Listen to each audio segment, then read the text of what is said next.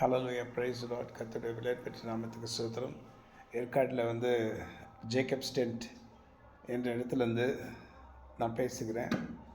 ஆண்டவராகிய கர்த்தர் நமக்கு அநேக நன்மைகளை செய்திருக்கிறார். ஒருவரும் எனக்கு ஆண்டு நன்மை செய்யலை என்று சொல்ல முடியாது. நாம் நன்மைகளால் நிறைந்திருக்கிறோம். நாம் ஜீவனோடு இருக்கிறது கூட கர்த்தர் நமக்கு கொடுத்த நன்மையும் கிருபையும் நம்மை ஜீவன நாட்கள் எல்லாம் தொடரும் என்று சொன்னார்னா அதை நிச்சயமாக நிறைவேற்ற வல்லவராக இருக்கிறார். ஸோ இந்த நாட்களில் கர்த்தர் நமக்கு எல்லாவற்றையும் நன்மையாக செய்ய காத்து கொண்டு இருக்கிறார்.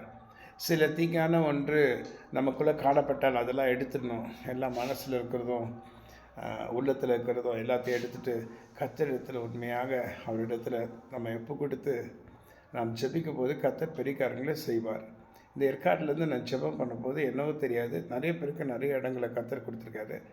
ஆனால் நமக்கு கர்த்தர் கொடுத்த இடம் ஏற்காடு.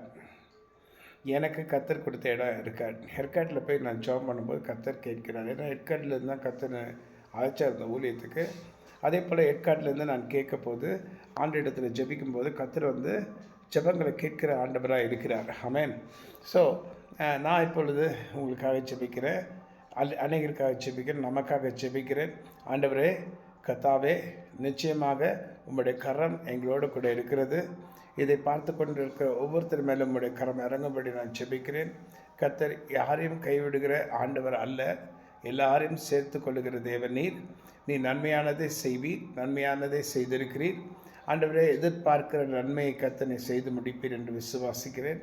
இதோ ஜனங்களுக்கு விரோதமாக பூசப்படுகிற பிசாசின் வல்லமைகள் ஒன்றும் அவர்களை மேற்கொள்ளக்கூடாதபடி கர்த்தர் பாதுகாப்பீராக. நம்முடைய சட்டைகளின் மறைவில் மூடும் பிசாசு அவர்களை மேற்கொள்ள முடியாது.